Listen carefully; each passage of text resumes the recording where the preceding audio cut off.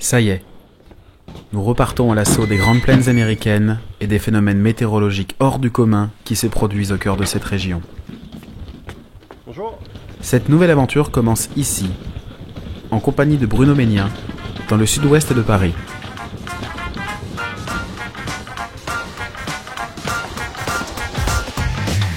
Direction Roissy-Charles de Gaulle pour rejoindre le reste des membres de notre équipe.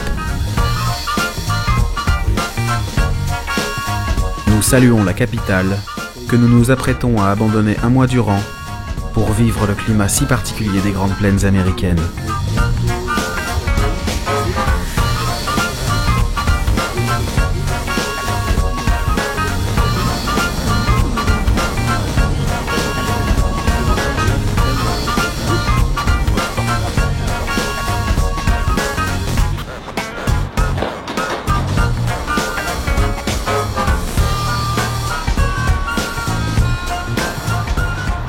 Ça va?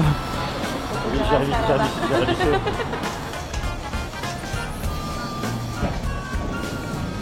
Nous devons retrouver Bruno Gonzalez et Jean-Jacques Kellner, avec lesquels nous allons bientôt nous envoler outre-Atlantique. 11h, 11h20, Dallas, 11h30. Ah, 48.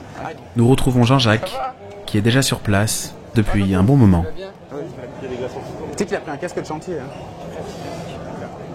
Ça marche. Nous, on est au niveau de la sortie 8. Et tu veux? Mais non, il prend pas l'avion. Il a voulu il m'a dit autour d'une heure. Oh, allô. Puis c'est au tour du deuxième Bruno d'arriver cette fois-ci, les bras chargés. Alors, Dominique, t'as regardé la quai? Oui. Salut. Ça va? C'est bien. Ouais, il faut qu'on aille sur le comptoir.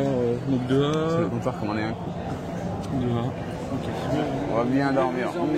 Mais finalement, c'est pas si grave que ça entre le train. Pour moi, il y a un creux quand même. Non, j'ai regardé ce matin. Pas dans le sud Texas. J'ai regardé ce matin. C'est... On va regarder on va aller vers la mer. Non, ouais. Nous attendons d'embarquer à bord du vol American Airlines numéro 49 à destination de Dallas. Arrivé là-bas, nous allons monter dans un second avion, devant quant à lui nous emmener dans la capitale de la Tornado Alley, Oklahoma City.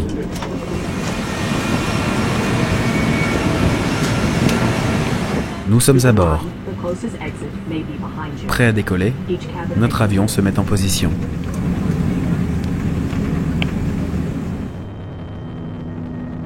Ça y est. Le voyage débute véritablement ici, au moment où les trains d'atterrissage quittent le sol, où notre avion s'arrache à la gravité terrestre pour s'envoler vers un autre continent, l'Amérique.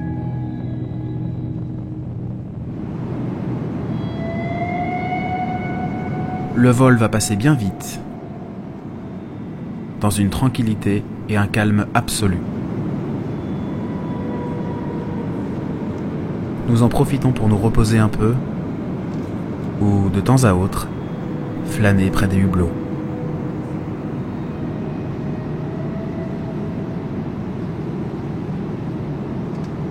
Nous étions loin de nous douter que le second vol allait être bien plus mouvementé. Des orages extrêmement violents se produisent dans les plaines américaines, produisant des tornades, entre autres événements intenses, notamment au Texas, dans l'Oklahoma, le Kansas et le Colorado.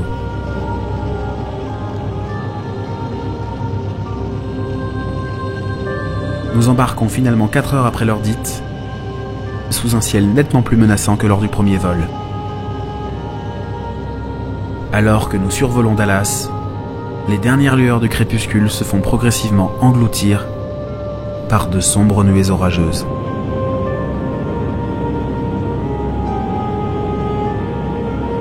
Le court trajet séparant Dallas d'Oklahoma City sera jalonné de nombreux éclairs et de turbulences impressionnantes.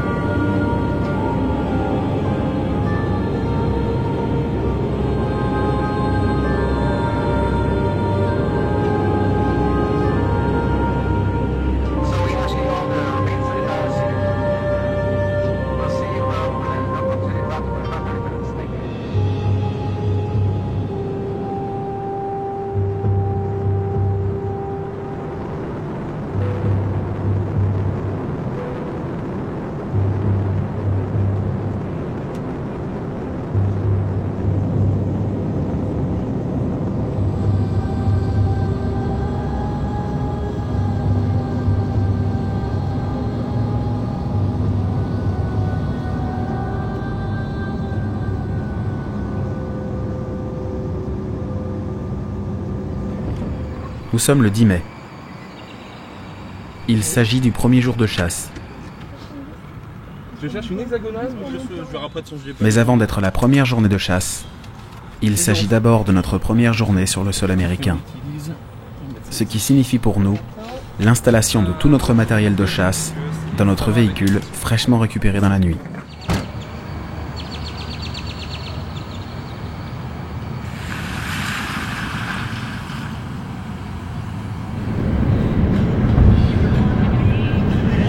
Le contexte météorologique du jour est pour le moins instable.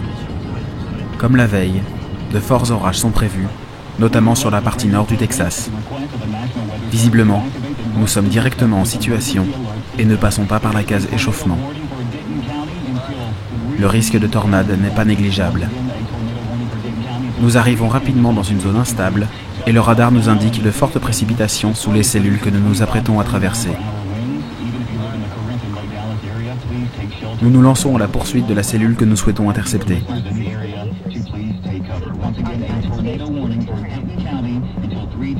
Une forte rotation est détectée à l'intérieur de cet orage.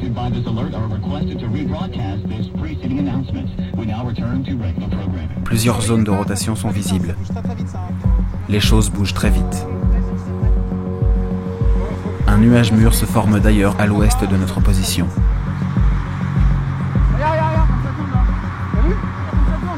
Une tornade peut se former à tout moment.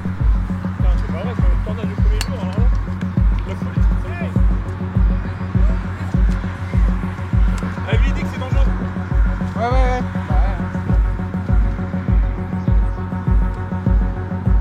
Vache, ça tombe partout, t'as de la vélocité partout, ça.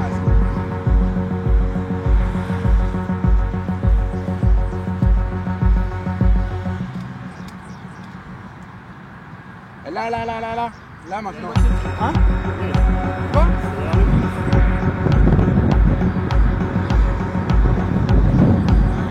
Faudrait qu'on avance un peu, je pense. Enfin, ouais. Ah, pas que, pas forcément. Après, c'est pas tout. Cette cellule ne donnera finalement pas de tornade et nous devons partir un peu plus encore vers le sud pour rejoindre une nouvelle fois une cellule quelques dizaines de kilomètres plus au sud-est de Dallas. À gauche, 400 mètres. We interrupt rate programming at the request of the National Weather Service to activate the North Central Texas Emergency Alert System at 6:28. The National Weather Service has issued a severe... Il s'agit d'un orage supercellulaire extrêmement pluvieux. in central Ellis County, as well as... Il est difficile de distinguer clairement la structure de l'orage ainsi que sa base. Retreat are all in the path of this large storm. Prepare for large hail and damaging winds. This is a dangerous storm. Take cover now. Move to an interior room on the lowest floor of a sturdy building and avoid windows. Tornado warning, northwestern Kaufman County and north central Texas. Severe thunderstorm capable of a tornado located over Tallahassee. Tornado warning pour Blooming Grove, là où on est, donc juste ici. Là, donc là devant ça change pas mal. Tout ça là, ça tourne autour de ça. Donc là, le maison il est là.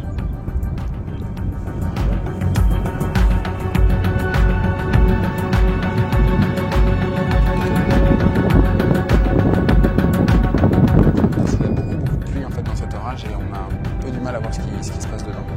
Pour l'instant, en tout cas, on est bien placé.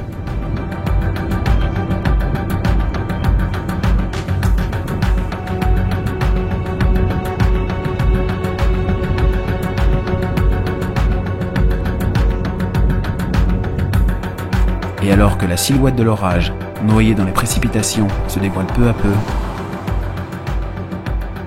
nous prenons la décision de nous rapprocher encore un peu de la structure, étant bien conscients que nous n'observerons rien de notable depuis notre actuelle position. Mais là, on arrive, il faut t'arriver.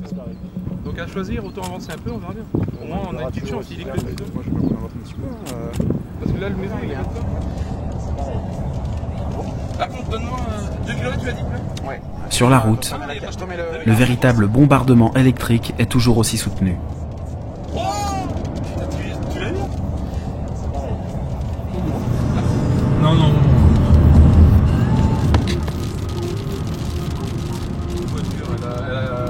La nuit arrive progressivement et l'orage commence à se déstructurer.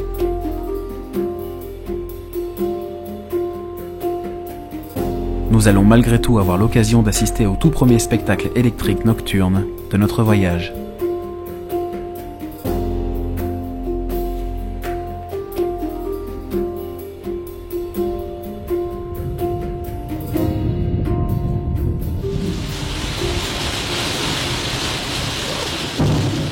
Cette toute première chasse se clôture sous une avalanche de coups de foudre proches, accompagnée de coups de tonnerre, tous plus explosifs les uns que les autres. Oh là là.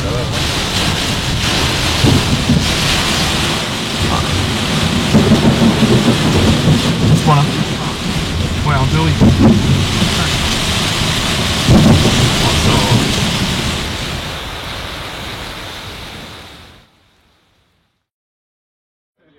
Deuxième jour, et surprise au réveil, nous tombons sur une autre équipe française, celle de Christophe, Vincent, Julien et Tony, qui n'ont pas dormi bien loin. Nos amis de l'Hexagone nous organisent une petite visite de leur installation. Habitués des grandes plaines et de leur climat, Christophe et son équipe tournent la 3e saison de la série Rendez-vous in Tornado Alley. Vas-y. Alors ? Mais la journée s'annonce bien calme. Tout du moins bien plus calme que la journée précédente. Vincent résume d'ailleurs assez bien la situation. On est tranquille aujourd'hui.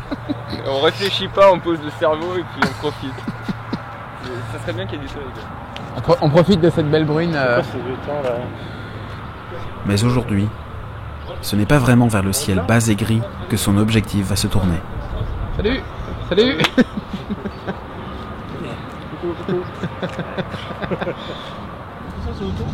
Nous roulons à travers les routes du Texas.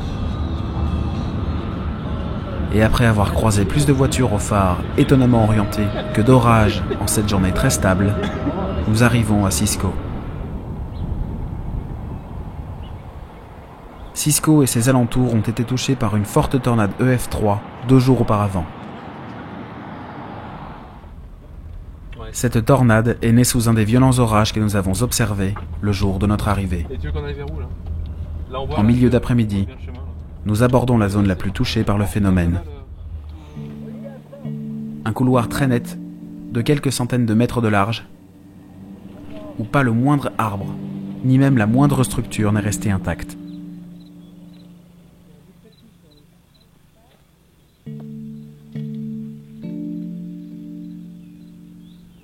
Les quelques maisons qui se trouvaient sur le passage de ce tourbillon destructeur portent les stigmates du déchaînement des éléments.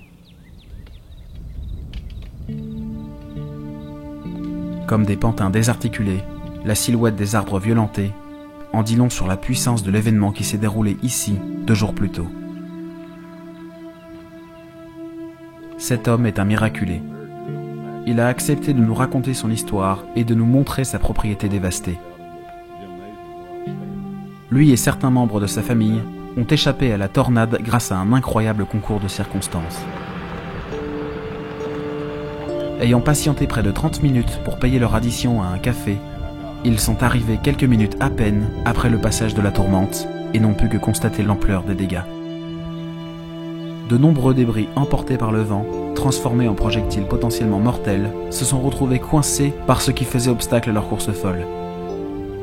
Cela nous donne ces scènes de désolation où 1001 tôles accrochées aux arbres se balancent doucement dans la brise, enroulées comme de vulgaires feuilles de papier autour des rares branches ou troncs restés debout.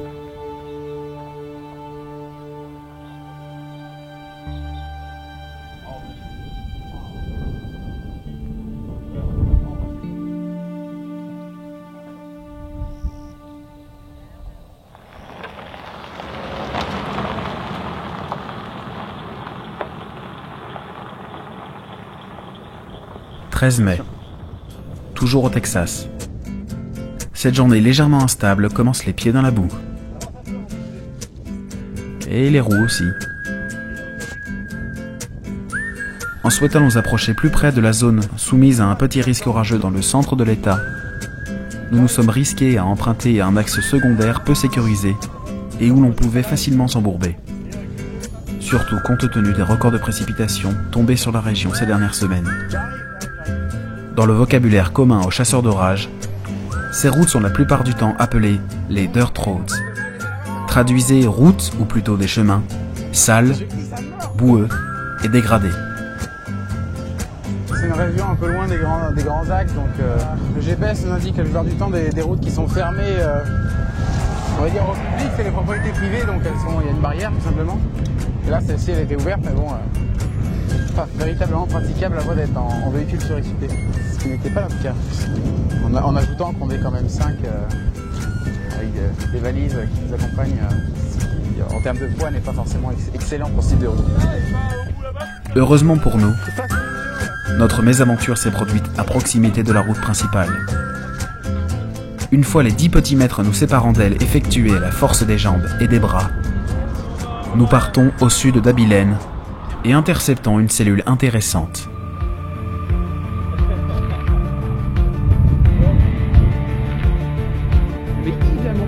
Trouver un point de vue n'a vraiment pas été facile dans cette zone boisée, mais une fois arrêtés, nous profitons d'une structure orageuse certes assez peu dessinée, mais comportant une rotation tout de même assez importante. Pendant ce temps, de grands coups de foudre s'abattent tout autour de nous.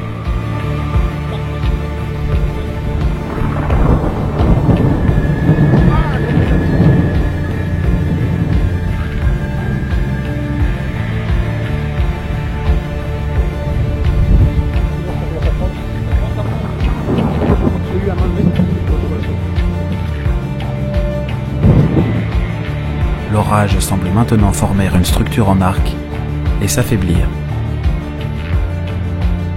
Cependant, en arrivant sur nous, de fortes rafales de vent et d'intenses précipitations sont toujours d'actualité.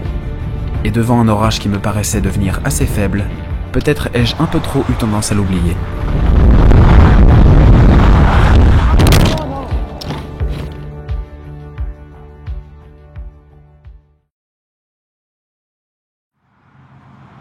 « 14 mai. Nous quittons Abilène après y avoir passé la nuit. La journée ne s'annonce pas extraordinaire, mais quelques événements sont néanmoins prévus.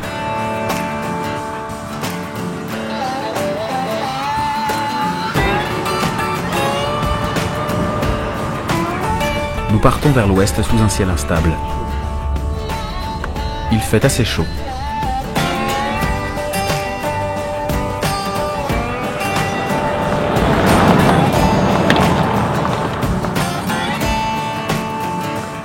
Nous continuons vers la ville de La Mesa, mais visuellement, pour l'instant, rien ne semble vraiment attirer notre attention. Ici et là, des cellules naissent, mais s'effondrent rapidement. Une cellule légèrement plus vigoureuse que les autres nous fait prendre la décision de la suivre. Elle est pas moche celle-là. Il nous faut remonter vers le nord pour l'intercepter.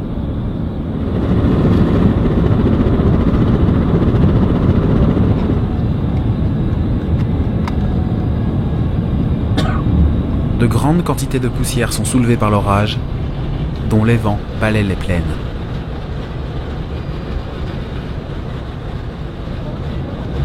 Pour le moment, la vue que nous avons sur cet orage est assez peu esthétique. Le rideau de précipitation est très intense. Les champs sont déjà gorgés d'eau. Certains sont même complètement noyés et ressemblent à de véritables lacs. Ces temps-ci, la moindre averse les fait déborder compte tenu des pluies historiques qui s'abattent sur les grandes plaines ce printemps. C'est la durée que j'aime pas en fait. Parce que tu finis par dévier hein, sur le... Attention, il y a une grosse plaque devant là. La route devient de plus en plus inondée. C'est bon. Attends. Ah, c'est bon, ça passe. Voitures et camions peinent et hésitent à passer par ces zones où d'innombrables vagues d'une eau boueuse ondulent sur cette mer d'eau douce. J'avais rarement vu des...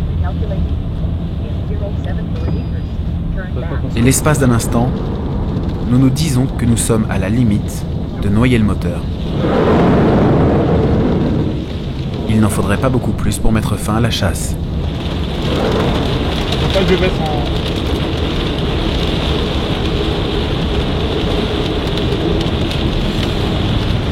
C'est bon. Je vais mettre sur une petite bulle, je vais attendre un peu. Ouais. Parce parce que si on reste bloqué, on est dans la merde. Une pièce en plastique vient d'ailleurs partiellement de se décrocher sous la voiture. Celle-ci traîne au sol, et pour continuer à progresser, nous ne pouvons que l'arracher. On a un bout de pare-choc qui s'est barré. Un bout? Ah bon? C'est parce qu'on a pris dans l'eau. Tout le pare-choc? C'est quoi? C'est la latérale ou c'est le pare-choc? La plaque est sous le véhicule. Ah mais t'as ce qu'on a fait, on va pouvoir le remettre. On va pouvoir le remettre. D'accord. Il y a des boutons de pression normalement. Là de toute façon on va rouler avec, ça va. En fait c'est une petite barre. Bah, c'est une protection pour mettre le pare-brise à l'emboîter, il faut la péter. Tant pis, hein. Ils verront rien, ils vont pas regarder un petit peu. Voilà, arrache. Au pire on la garde, on verra plus tard ce qu'on en fait. Ouais c'est juste pareil en fait. Ouais, allez, ça passe. À peine plus tard, nous faisons une rencontre vraiment très improbable. Face à nous, un motard tente coûte que coûte de traverser la tourmente. Oh, t'as l'air d'aller. Hein. Si lui il y va, c'est bon. Prends des lampes pour le coup. Et le motard, il est taré. Et il a la grêle, il est malade. Nous le suivons d'abord d'assez loin, puis nous commençons ensuite à le rattraper, celui-ci étant malgré tout fortement ralenti par les éléments et les fortes accumulations d'eau. Le mec on pète pas, par contre, on va peut-être lui dire, ouais, c'est pas le jour.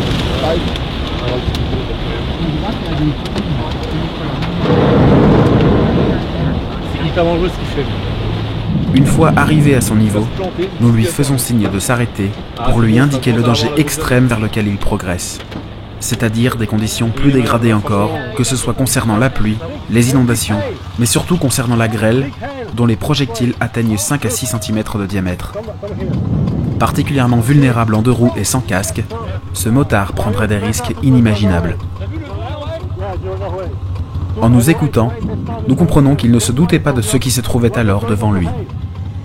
Notre homme semble prendre en compte nos informations et décide finalement de rebrousser chemin. Nous sortons finalement des précipitations alors que l'orage s'éloigne toujours vers le nord-est.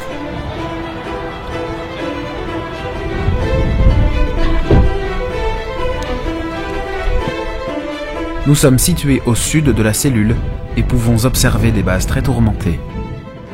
Mais il faut encore persévérer et bientôt tenter de passer à l'avant de l'orage. Et vu que nous sommes désormais en dehors du gros des précipitations, cela devrait s'avérer être nettement plus simple.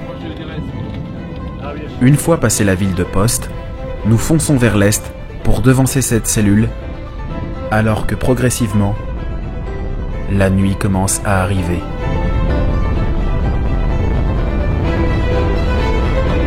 Au fur et à mesure, en essayant de la dépasser, la structure de notre cible se dévoile lentement et devient particulièrement esthétique.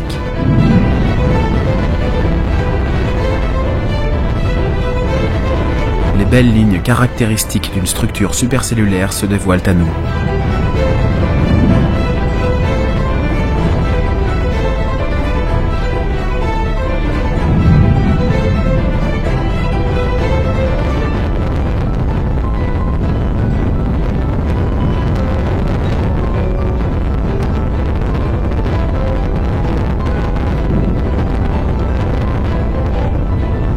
La structure est vraiment belle.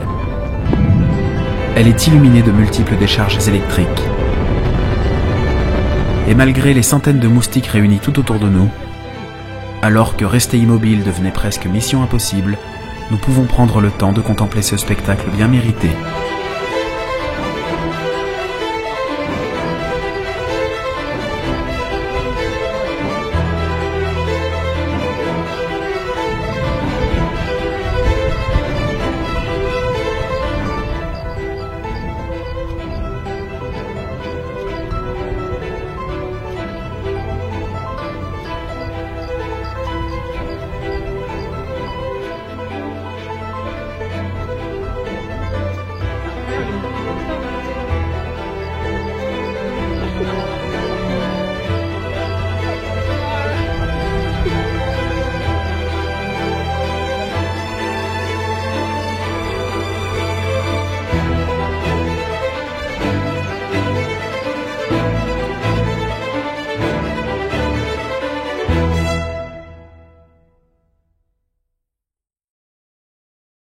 Nous sommes maintenant le 15 mai. Nous avons roulé toute la nuit. Au loin, l'aube commence à poindre. Alors que nous filons sur la route 83 pour rejoindre le nord du Kansas. Il est vrai que nous sommes quelque peu usés par notre trajet nocturne. Et pour la première fois depuis notre arrivée, le shérif du secteur est gentiment venu à notre rencontre. Nous pouvons maintenant nous diriger vers l'ouest du Nebraska, où un risque modéré d'orage est annoncé par le SPC.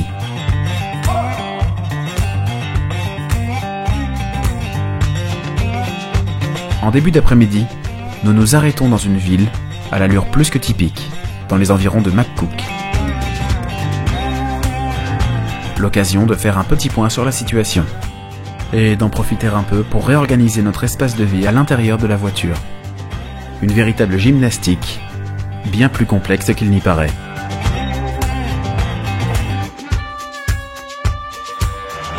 L'instabilité augmente, dans une ambiance de plus en plus ventée.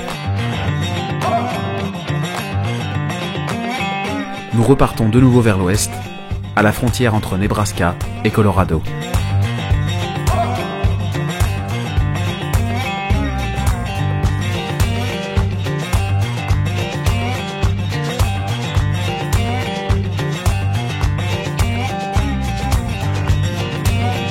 Imperturbables, les trains des Grandes Plaines, d'une longueur interminable, continuent leur va-et-vient à travers ces vastes étendues.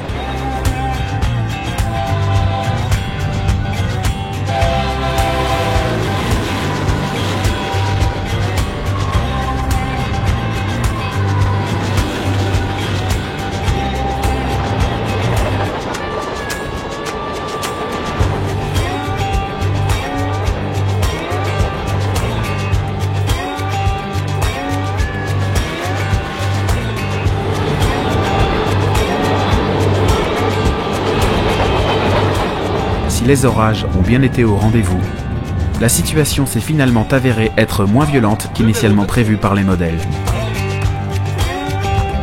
Nous avons néanmoins pu observer d'intéressantes structures en fin de journée.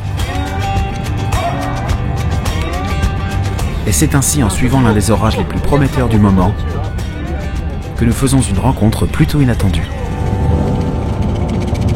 Il s'agit de Daniel Shaw, un confrère australien déjà rencontré l'année dernière sur un terrain de chasse dans le sud du Texas. I know it's French from Quebec. Hello. Bonjour. How are you? We have another storm behind us for me, a little hail call. Yeah. I don't care about hail. You might care about hail. Daniel est un habitué des Grandes Plaines. Sa voiture est suréquipée et ne craint à vrai dire plus vraiment la grêle.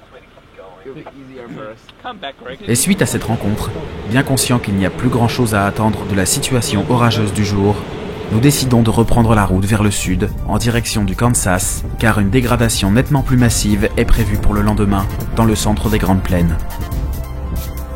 Mais comme souvent, le ciel de la Tornado Alley nous a réservé quelques surprises pour clore cette journée comme il se doit.